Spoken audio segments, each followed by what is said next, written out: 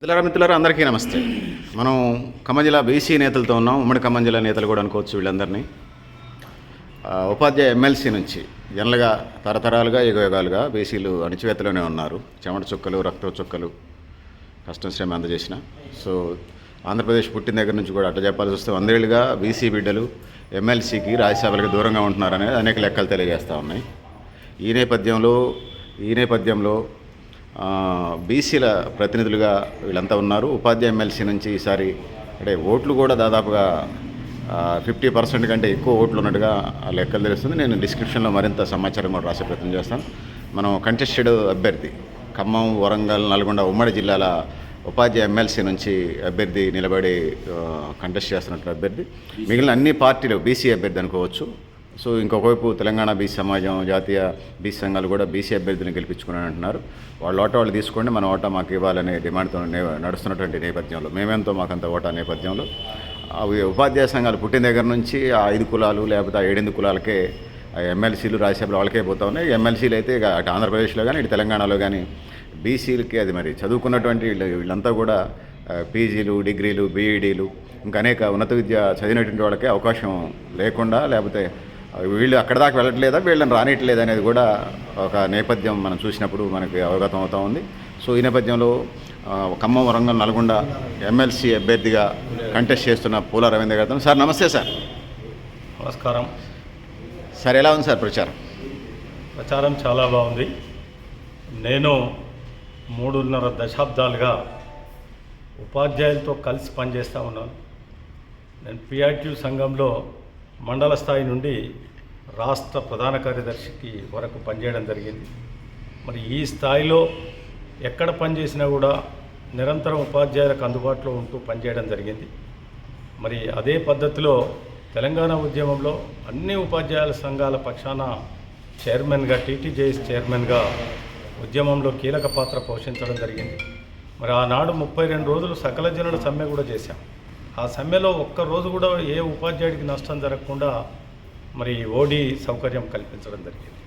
అట్లా నేను ఎమ్మెల్సీగా 2013 నుండి 19 వరకు ఈనాడు మా అధ్యాపక ఆచార్య మిత్రులందరూ ఆనాడు నన్ను ఎమ్మెల్సీ గెలిపిస్తే నేను కౌన్సిల్లో మరి ఉపాధ్యాయులు, అధ్యాపకుల యొక్క సమస్యల మీద నిరంతరం మరి మాట్లాడటం, ప్రభుత్వం దృష్టికి తీసుకెళ్ళడం జరిగింది.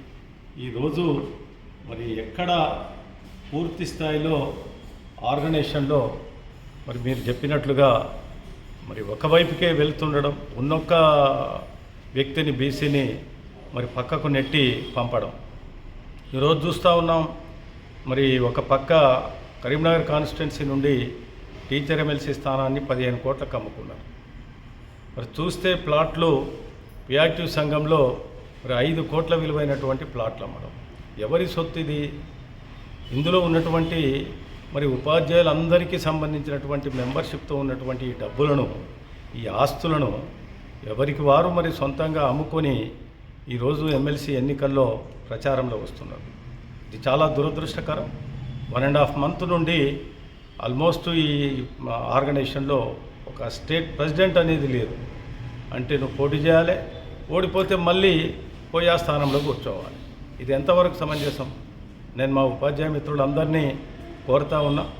మరి అది గోల్డెన్ జూబ్లీ ఉత్సవాలు కావచ్చు, అనేక రకాలుగా మరి ఆర్థికపరమైనటువంటి అంశాల్లో మరి పూర్తిగా ఒక క్రమశిక్షణ లేకుండా సంఘాన్ని పక్కదోవ పట్టించేటటువంటి వ్యవహారం నడుస్తూ ఉంది. నేను మా ఉపాధ్యాయులను మెంబర్షిప్ కట్టి మరి చెమటోడ్చి పనిచేస్తున్నటువంటి కార్యకర్తలు ఉన్నారు. మరి ఈ పద్ధతి సరి అయింది కాదు. దీన్ని సేవ్ చేసుకోవాల్సినటువంటి అవసరం ఉంది. మరి ఈ పద్ధతిలో నేను ఎమ్మెల్సీగా మరి అనేక సమస్యలు పరిష్కారం చేయడం జరిగింది. 3 పిఆర్సీల్లో కీలక పాత్ర పోషించాను. మహిళా టీచర్లకు 90 రోజులు చైల్డ్ కేర్ లీవ్ తీసుకొచ్చాను.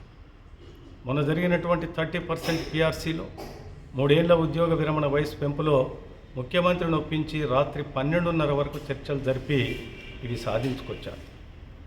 గ్రేడ్ 2 పండిట్లు, పీఈటీలకు సంబంధించి 10,000 పోస్టులను ఒకే ఒక్క జీవోతో అప్గ్రేడేషన్ జీవో తీసుకొచ్చిన. ఈ మొన్న ముఖ్యమంత్రి రేవంత్ రెడ్డి గారితో మాట్లాడి మరి సమావేశం ఏర్పాటు చేసి అందరిని నేను తీసుకెళ్ళి సమావేశం ఏర్పాటు చేశాను. దాంట్లో ఆగిపోయినటువంటి ప్రమోషన్స్ కావచ్చు, ట్రాన్స్ఫర్స్ కావచ్చు, అన్నీ కంప్లీట్ చేయించడం జరిగింది. మరి మా ఉపాధ్యాయులకు మరొక మంచి పిఆర్సి, మెరుగైన హెల్త్ కార్డ్స్, అదేవిధంగా మరి సిపిఎస్ రద్దు సింగిల్ డిమాండ్గా నేను ముందుకు వెళ్తా ఉన్నాను. మా కేజీబీవీ ఉపాధ్యాయులు, ఎస్ఎస్ఏ ఉద్యోగులకు నాన్ ఫైనాన్షియల్ అన్నీ ముఖ్యమంత్రి ప్రాతినిధ్యం చేసి క్లియర్ చేయించడం జరిగింది. అవి ఎలక్షన్ కోడ్ ఉంది కాబట్టి ఈ ఎలక్షన్ కోడ్ అయిపోయిన వెంటనే అవి క్లియర్ చేయించే ఏర్పాటు జరుగుతుంది. సార్, మీకు ఏ సంఘాలు మత్తు ఎన్నికల్లో ఇస్తున్నాయి? ఉపాధ్యాయ సంఘాలు కానీ, ఇతర బహుజన సంఘాలు కానీ, లేకపోతే జాక్టో, అదేవిధంగా జాక్టోలో ఉన్నటువంటి ఎస్టీయు మరియు ఇతర 18 సంఘాలు, బీసీటీయు, బీసీటీఏ, ఇంటర్మీడియట్ విద్యా జాక్ 3 సంఘాలు, డిగ్రీ కాలేజెస్ హయ్యర్ ఎడ్యుకేషన్లో 2 సంఘాలు, కేజీబీవీ సంఘాలు, model school teachers, ITI, polytechnic, BTA, TTA, BTF, ఇట్లా 33 సంఘాల మద్దతుతో వెళ్తూ ఉన్నాను. నేను ఇంకొక 2-3 అంశాలు మా ఉపాధ్యాయులకు ఈరోజు మాటిస్తున్నా. మరి కేజీబీవీ టీచర్లకు, ఎస్ఎస్ఏ ఉద్యోగులకు మినిమం బేసిక్ పే ఇప్పించడం నా బాధ్యత. ఖచ్చితంగా ముఖ్యమంత్రి గారితో ఇది రిప్రజెంట్ చేయడం జరిగింది. త్వరలో ఆఫ్టర్ ఎలక్షన్స్ అది సాధించి పెట్టే బాధ్యత నాది. మా మోడల్ స్కూల్ టీచర్లకు 010 శాలరీస్, నోషనల్ సర్వీస్ సెకండ్ ఫేజ్లో అపాయింట్ అయిన వాళ్ళకు. ఇవి గురుకుల ఉపాధ్యాయులు చాలా మరి ఇబ్బందులు పడుతూ ఉన్నారు. 8 గంటలకే పాఠశాలలు పెట్టడం, ఇది 9 నుండి 4:30 వరకు అన్ని గురుకులాల యొక్క పాఠశాలల టైమింగ్స్ మార్చబోతున్నాం. దాని మీద నేను ముఖ్యమంత్రి గారి దగ్గర కూర్చొని పని చేయించే బాధ్యత తీసుకున్నాను. మరి హెల్త్ కార్డ్స్ కూడా అన్ని విద్యా సంస్థల్లో పనిచేసేటటువంటి ఉపాధ్యాయులకు మెరుగైన హెల్త్ కార్డ్స్ కూడా తీసుకొచ్చే పనిలో ఉన్నాం. మరి హయ్యర్ ఎడ్యుకేషన్కు యూజీసీ 7th పిఆర్సీ ఏరియర్స్ కావచ్చు, మా పాలిటెక్నిక్ మిత్రులకు ఏఐసిటిఈ ఏరియర్స్ కావచ్చు, ఇట్లా అనేక రకాల సమస్యల మీద నేను ముందుకు వెళ్తున్నా.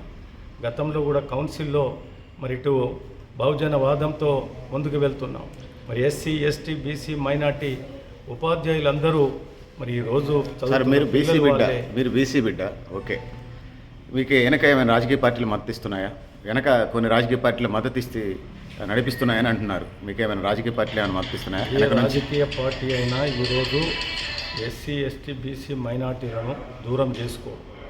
కాబట్టి ఇది రాజకీయ పార్టీల యొక్క అవసరమే. వాళ్ళు ఈ వర్గాలను కాపాడుకోవాల్సిందే. మరి ఎన్ని పన్నులు కట్టినా ఈ వర్గాల నుండే వస్తున్నటువంటివి, ఏ ఆర్గనైజేషన్లో మెంబర్షిప్ అయినా ఈ వర్గాల నుండి వస్తున్నటువంటివి. అందుకొరకు అందరం మరి కలిసికట్టుగా ఈరోజు ఒక బహుజన బిడ్డగా మీ ముందుకు వచ్చాను. ఒక ప్రశ్న, నేను మన ప్రెస్ క్లబ్లో కూర్చుండే చర్చ జరుగుతున్నది. మిమ్మల్ని జర్నలిజం కోణంలోనే అడుగుతున్నాను. బీసీ బిడ్డగా అడగవచ్చు, అడగకూడదు, కానీ జర్నలిస్ట్గా అడుగుతున్నాను అనుకోండి. గెలిచిన తర్వాత మీరు ఇండిపెండెంట్గా బహుజన సంఘాలను కలుపుకొని ఉపాధ్యాయులకు సంబంధించిన హక్కుల మీద పోరాడతారా? ఏదైనా రాజకీయ పార్టీ అటు బీఆర్ఎస్, ఇటు బీజేపీ, లేకపోతే కాంగ్రెస్లోకి వెళ్తారా? లేదు, నేను ఏ వాదంతో అయితే ఈరోజు ఎన్నికల్లో పోటీలో ఉన్నానో, రేపు ఆ వర్గాల యొక్క అభివృద్ధి కొరకు, ఆ వర్గాల యొక్క ప్రయోజనాల కొరకు మాత్రమే నేను పనిచేస్తాను. ఆ పిల్లలు కావచ్చు, ఆ టీచర్లు కావచ్చు, మరి ఆ వర్గాల యొక్క ప్రజలు కావచ్చు, వాళ్ళ కొరకు నేను అందుబాటులో ఉంటూ పనిచేస్తాను. ఒకవేళ మీరు గెలిస్తే 3 ఉమ్మడి జిల్లాలో ఏమైనా క్యాంప్ ఆఫీసులను సాధ్యం చేయగలరా? ఎవరైనా రిప్రజెంటేషన్ చేయడానికి ప్రతిసారి మిమ్మల్ని వచ్చి హైదరాబాద్ ఒకవేళ గెలిస్తే హైదరాబాద్ వచ్చి మేమంతా రిప్రజెంటేషన్ చేయలేం కదా. 3 జిల్లాల్లో ఏమన్నా ఆఫీసులు ఏమన్నా ఫంక్షన్ చేయగలరా? మీరు చెప్పినట్లు ఒకవేళ గెలిస్తే కాదు, ముమ్మాటికి గెలుస్తున్నాం. 3 జిల్లాల్లో కూడా మీరు అన్నట్లుగా ఆఫీసులు ఉంటాయి, మా బాధ్యులు ఉంటారు, వారికి అందుబాటులో ఉంటూ పనిచేస్తాను.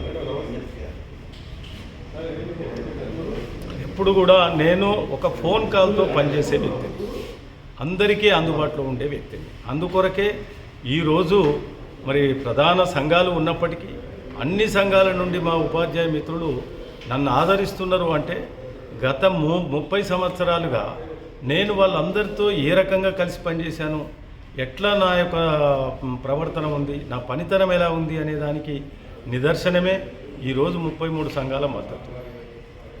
సార్ చెప్పండి, పొలిటికల్ పార్టీలు ఫండింగ్ చేస్తున్నాయి అంటున్నారు. అంటే అందరి మీద ఇట్లుంటుందా ఉపాధ్యాయ ఎమ్మెల్సీలో, లేకపోతే మీ మీదనే బీసీ బిడ్డ కాబట్టి విమర్శ జరుగుతుందా? ఏదో ఒక రాజకీయ పార్టీ మీకు ఫండింగ్ చేస్తుంది, అందుకోసమే రవీంద్ర గారు హడావుడి చేస్తున్నాడు, హంగామా చేస్తున్నాడు అంటున్నారు. మీ ప్రత్యర్థులు, మీ కంటెస్టెడ్ ప్రత్యర్థులు అలాంటి తరహా ఆరోపణలు చేస్తూ ఉన్నారు, బయట కూడా చేస్తూ ఉన్నారు. దాని మీద స్పందించండి. నేను ఒక మధ్య తరగతి నుండి వచ్చిన వ్యక్తిని. నాకు ఏ రాజకీయ పార్టీ నాకు ఫండింగ్ కాదు, 100 రూపాయలు ఇచ్చిన నాయకుడు లేడు. మీకు ఏదో 10 కోట్లు ఇచ్చి నడిపిస్తున్నారు ఒక పార్టీ అనేది బ్యాక్గ్రౌండ్లో ఖమ్మంలో చర్చ జరుగుతూ ఉంది. 10 కోట్లు మిమ్మల్ని ఇంటర్వ్యూ చేయడానికి రావడానికి కూడా అది అన్నది ద రీజన్. మిమ్మల్ని స్పష్టంగా అడుగుదామని. ఇప్పుడు సంఘం యొక్క ప్లాట్లు అమ్ముకొని 5 కోట్లు, టికెట్ అమ్ముకొని 15 కోట్లు వాళ్ళు తెచ్చుకున్నారు. నేను ఎవరి దగ్గర 100 రూపాయలు అడగలే, ఇంతవరకు 100 రూపాయలు నాకు ఎవరు ఇవ్వలే. ఇచ్చినట్లయితే దేనికైనా నేను సిద్ధంగా ఉన్నా. ఇదంతా దుష్ప్రచారం. ఒక బీసీ బిడ్డ మీద ఈ రకమైనటువంటి మాటలు మాట్లాడితే మా బీసీలందరూ, మా బహుజనులందరూ ఖచ్చితంగా ఇటువంటి దుష్ప్రచారాలకే మా వాళ్ళు ఒక కసిగా తీసుకొని ఈరోజు ముందుకెళ్తా ఉన్నాం. సార్ ఒకటి చెప్పండి, తీర్మానం మల్లన్న పోటీ చేస్తే అన్ని వర్గాలతో పాటు బీసీ సంఘాలన్నీ మద్దతు ఇచ్చాయి. అందరూ కూడా మునూరు కాపు సంఘాలు భుజాన్ని వేసుకుని పనిచేసాయి. అట్లా మీ సామాజిక వర్గం కూడా తెలంగాణ రాష్ట్రంలో ఈ 3 జిల్లాల్లో బలంగా ఉన్నది. వాళ్ళతోనే ఏమైనా చర్చలు ఏమైనా జరిపారా? పెద్దలతోనే అందరితోనే కలవటం అంటే తక్కువ పీరియడ్లో సాధ్యం కాకపోవచ్చు. ముఖ్యమైన పెద్దలతోనే ఏమైనా చర్చలు జరిపారా? ఎవరికి వాళ్ళు అన్ని కుల సంఘాలు, అన్ని కులాల యొక్క ఉపాధ్యాయులు, ఉద్యోగులు, BC, SC, ST, minority welfare associations అన్నీ కూడా కలిసికట్టుగా ఎవరికి వాళ్ళు సమావేశాలు ఏర్పాటు చేసుకొని మనం ఖచ్చితంగా ముందుకు వెళ్ళి మన బహుజన బిడ్డ రవీందర్ను గెలిపించుకోవాలని చెప్పి అన్ని వర్గాలు, ఇప్పుడు ఉన్నత వర్గాలు కూడా ప్రతి ఒక్కరూ, నేను అందరికీ పనిచేసినాను. ఏ రోజు నేను ఎవరిని కూడా నీది ఏ ఆర్గనైజేషన్, ఏం సంగతి అని నా దగ్గరికి వచ్చిన టీచర్ని అడగలే. నేను అందరికీ పనిచేసిన కాబట్టి అన్ని వర్గాల టీచర్లు కూడా ఈరోజు నాకు సహాయం చేస్తారు. ఖచ్చితంగా నా గెలుపులో వారందరూ భాగస్వాములు అవుతారు అని చెప్పి ఆ నమ్మకం నాకుంది. ఆ రకంగా వారు నన్ను ఒక కుటుంబ సభ్యుడిలాగా భావిస్తారు. సార్, శాసన మండలి అంటే ఉపాధ్యాయ ఎమ్మెల్సీ కాబట్టి ఉపాధ్యాయులందరికీ ఆ విభాగాలు ఉన్న విభాగాలందరికీ చేయాల్సిందే. పబ్లిక్ ఇంట్రెస్ట్కి వచ్చినప్పుడు ప్రజా సమస్యల మీద అంటే రైతులకు కానీ, ఇటు రైతు కూలీలకు కానీ, అసంఘటిత రంగ కార్మికులు కానీ, బహుజనులకు సంబంధించి, బీసీ, ఎస్సీ, ఎస్టీ సమాజాలకు సంబంధించి ఈ భారతీయ సమాజంలో ముఖ్యంగా తెలంగాణలో అనేక ఉన్నాయి. వాటి మీద ఓన్లీ ఉపాధ్యాయులకు అంకితం అవుతారా? ఈ సమస్యలు పబ్లిక్ ఇంట్రెస్ట్ ఉన్న ఇష్యూస్లో ఎవరైనా గెలిస్తే ఎక్కువ భాగం ఇన్వాల్వ్మెంట్ అయి పనిచేసే ఆలోచన ఉందా? ఎక్కువ భాగం నా ఉపాధ్యాయులకు, ప్రభుత్వ పాఠశాలలో చదివే పిల్లల కొరకు, ఆ పాఠశాలల యొక్క పరిరక్షణ కొరకు నేను ఎక్కువ భాగం పనిచేస్తాను. మరి అదేవిధంగా దాంతోపాటు సమాజంలో ఉన్నటువంటి అన్ని వర్గాల యొక్క అభివృద్ధి కొరకు పాటుపడడం కూడా నా బాధ్యత. సరే, ఎట్లా ఉంది టీచర్స్ నుంచి స్పందన?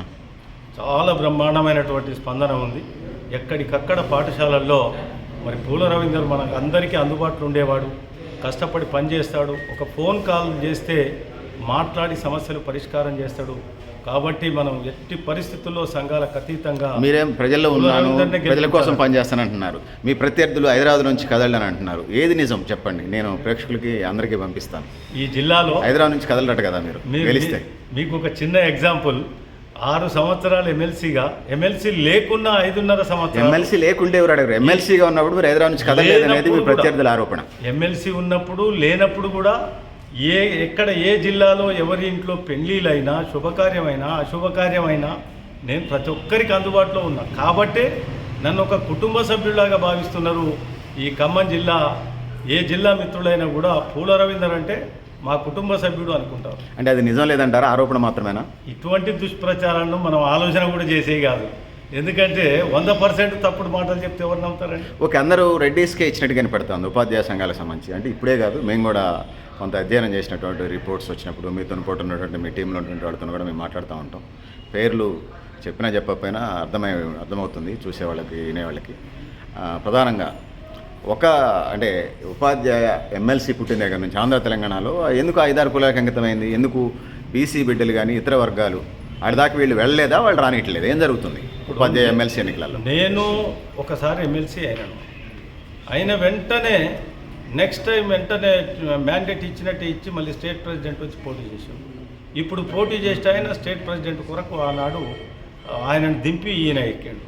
ఇటువంటి వాళ్ళ స్వార్థం కొరకు ఇంకా ఏ వ్యక్తి వచ్చినా కూడా వాళ్ళు ఎక్కడ వీళ్ళు పనిచేస్తున్నారో, మంచి పేరు వస్తుందో, సంఘంలో వీళ్ళందరూ ఎక్కడొస్తారో అని చెప్పి ఎవరిని రానియకుండా చేసేటటువంటి ఒక దుర్మార్గపు చర్య. ఒకటి చెప్పండి, జనరల్గా ఏంది రెడ్డిలకి అప్పచెప్పేశారేంది తెలంగాణలో, ఆంధ్రాలో ఉన్నటువంటి ఎమ్మెల్సీ పోస్టులు మొత్తం వాళ్ళే కంటెస్ట్ చేస్తున్నారు? ఏ పార్టీ తరపున వాళ్ళే ఉంటున్నారు? ఏం జరుగుతుంది? ఇది ఎప్పుడైనా కూడా శరీరంలో అన్ని భాగాలు డెవలప్ అయినప్పుడే పూర్తిగా మన శరీరం పనిచేస్తుంది. ఏ ఒక్క కాల్లో చేతులో తలకాయనో పొట్టనో పెరిగితే అది ఒక జబ్బు కింద అవుతుంది. అందుకొరకు అన్ని వర్గాలను కలుపుకొని పోయినప్పుడే ఏ రాజకీయ పార్టీ అయినా ఏ సంఘమైన ఉపాధ్యాయ సంఘమైనా కూడా సమన్యాయం అనేది అవసరం. ఆ సమన్యాయం కొరకే ఈరోజు మేము పోరాటం చేస్తాం. పీఆర్టీ సంగతి ఏంది? 33 జిల్లాలు ఉంటే 26 జిల్లాలో ఒక రెడ్డి సమాజానికే జిల్లా అధ్యక్షులు ఇస్తూ ఉంది. ఇంకొక ముగ్గురికి ఏమో ఇచ్చారు. మొత్తం 33లో 28, 29 ఓసీలకే ఇచ్చేశారు. మరి BC, SC, ST, minority Aadhaar card లెక్కల ప్రకారం చూసినా, ఓటర్ లిస్ట్ లెక్కల ప్రకారం చూసినా, 2014 సర్వే, 2011 91 లెక్కలు ఏ చూసినా, 2001 లెక్కలు చూసినా కూడా 4 కోట్ల జనాభాలో ఓన్లీ ఓసీలు అంతా కలిపితే 10% లేరు. పీఆర్టీకి సంబంధించి 33 జిల్లాల్లో 29 జిల్లాలు ఒకే సమాజ వర్గం, అట్లా 26 జిల్లాలేమో రెడ్డిలకి ఇచ్చేశారు. ఒక 3 జిల్లాలు అంటే ఓవరాల్గా ఓసీలకి 29 జిల్లాలు ఇచ్చేశారు. మరి బీసీ, ఎస్సీ, ఎస్టీ, మైనారిటీలు 90% దాకా ఉన్నారనేది బీసీ సంఘాలు జిల్లా వ్యాప్తంగా, రాష్ట్ర వ్యాప్తంగా గొడవ చేస్తున్నాయి. ఎందుకు పీఆర్టీ వన్ సైడ్ అయింది? అది పెట్టింది కూడా బీసీ పెట్టే. ఎందుకు అట్లా ఒంటెత్తుపోకళ్ళు? ఇదేమన్నా రెడ్డి రాజ్యాలా, లేకపోతే ఏమన్నా డెమోక్రసీనా, రాచరిక పరిపాలన? ఏం జరుగుతుంది ఉపాధ్యాయ సంఘాల్లో? సామెత వీళ్ళు బీసీలు బహుజనులు మాట్లాడలేదా, లేకపోతే మీలాంటి వాళ్ళు మాట్లాడలేదా? మీ పక్కనున్న శ్రీనివాస్ గారు, మాధవరావు గారు వీళ్ళు మౌనం పాటిస్తున్నారా? ఎవరైనా చనిపోయినప్పుడు లాగా మౌనం పాటిస్తున్నారా? ఏం జరుగుతుంది ఉపాధ్యాయ సంఘాల్లో? మా లాంటి వాళ్ళు పైకి వచ్చిన తర్వాత పక్కకు పంపే కార్యక్రమం ఏంటంటే, వీళ్ళుంటే ఒకరి తర్వాత ఒకరు వీళ్ళు వస్తారు అనే ఆలోచనతోటే పక్కకు పంపుతున్నారు. సంఘం పెట్టిందేమో మరి సామల యాదగిరి ఒక బీసీ, మళ్ళీ ఆ తర్వాత వచ్చినటువంటి ఒక్క బీసీని గొంతు కోసి పక్కకు పడేసారు. ఇది మరి అక్కడ జరుగుతున్నటువంటి పరిస్థితి. మరి ఈ ప్లాట్లు అమ్ముకున్న, పైసలు సంపాదించిన, టికెట్లు అమ్ముకున్న కోట్ల రూపాయలకు ఇలాంటి వ్యక్తులు ఉంటే అడుగుతారు. ఇది ఎవరు ఉండొద్దు అనేటటువంటి ఒక తప్పుడు ఆలోచనతో జరుగుతున్నటువంటి చర్య. ఈ ఉపాధ్యాయ ఎమ్మెల్సీలో రెడ్డి కోటల్ని బద్దలు కొట్టబోతున్నారా పోల రవీంద్ర గారు అండ్ టీం? ఖచ్చితంగా బహుజన బిడ్డలందరూ ఏకమైనరు. ఈ గెలుపు సాధించేంత వరకు విశ్రమించరు అని చెప్పి ఈ ఎన్నికల్ని రెడ్డి వర్సెస్ బీసీ బహుజనుల పోటీ అనొచ్చా? మీరు ఏ రకంగా అనుకున్నా కూడా బహుజన, ఎందుకంటే అంత అభ్యర్థులు 4-5 అభ్యర్థులు నేను చూస్తా ఉన్నాను సోషల్ మీడియా, ప్రింట్ మీడియాలో. అన్ని పార్టీలు వాళ్ళకే ఇచ్చేస్తున్నాయి. ఇప్పుడు స్టిల్ నవ్వు కాదు, అనేక దశాబ్దాలుగా గమనిస్తున్నాం. 5-6 సంఘాలు పేటెంట్ ఏమైనా ఉందా రాజ్యాంగంలో? అట్లా ఉపాధ్యాయులకు సంబంధించి భారత రాజ్యాంగం లాగా ఉందా ఓన్లీ రెడ్డిస్కి అనేది? ఆ రకంగా ప్రవర్తన ఉన్నది కాబట్టే ఈరోజు బహుజనులంతా ఒకటై, ఇది ఇంకా ఈ రోజుల్లో కూడా ఇంత చైతన్యం చెందినటువంటి ఉపాధ్యాయ వర్గాల్లో కూడా ఇంకా ఈ అణచివేత కార్యక్రమం ఉండొద్దు అని చెప్పే ఈరోజు నేను ముందుకు వచ్చాను. నన్ను మరి మా మిత్రులందరూ నిలబెట్టినటువంటి కారణం కూడా ఖచ్చితంగా ఇది సాధించాలనే ఒక పట్టుదలతో ముందుకు వెళ్తాము. సార్ మళ్ళీ కలుసుకునే ప్రయత్నం చేద్దాం. మేము అడిగిన అన్ని ప్రశ్నలకి స్పందించారు. థ్యాంక్ యూ సార్ పోల రవీంద్ర గారు. ఆల్ ద బెస్ట్ చెప్తూ ఎన్నికల్లో గెలిచి ముఖ్యంగా ఉపాధ్యాయుల సమస్యలతో పాటు ప్రజలు ఎదుర్కొంటున్నటువంటి ప్రధానమైన సమస్యలు పరిష్కారంలో మీ వంతు పాత్ర నిర్వర్తిస్తారని, ముఖ్యంగా బీసీ బహుజన సమాజం అనేక వందల వేల సంవత్సరాలుగా వెనకబాటు గురైంది. సామాజిక, ఆర్థిక, రాజకీయ ఇట్లా చూస్తే అన్ని రంగాల్లో దోపిడీకి, ముఖ్యంగా అణిచివేతకు గురైంది. ఈ బహుజన గొంతులుగా, బీసీ గొంతుకులుగా ఇదిని చట్టసభల్లో, ముఖ్యంగా శాసనమండలిలో వినిపిస్తారని, వీళ్ల ప్రయోజనాల కోసం, ఉపాధ్యాయుల ప్రయోజనాలతో పాటు ప్రజలు రైతున్నారు. అంబేద్కర్ అన్నట్టు మూక్ నాయక్ అని గొంతు లేనటువంటి ప్రజలు, ముఖ్యంగా అట్టడుగు వర్గాలు, ఈ దేశంలో నిరక్షరాస్యత లేనటువంటి, లేకపోతే పేదరికం లేనటువంటి, లేకపోతే వెనకబడితనం లేనటువంటి, సామాజిక, ఆర్థిక, రాజకీయ అన్ని రంగాల్లో భాగస్వామ్యం కలిగేటువంటి సమాజ నిర్మాణంలో మీరు భాగస్వాములు అవుతారని చెప్పేసి ఆ వైపుగా మీరు, మీ టీము కృషి చేస్తుందని భావిస్తూ ధన్యవాదాలు sir. Thank you very much.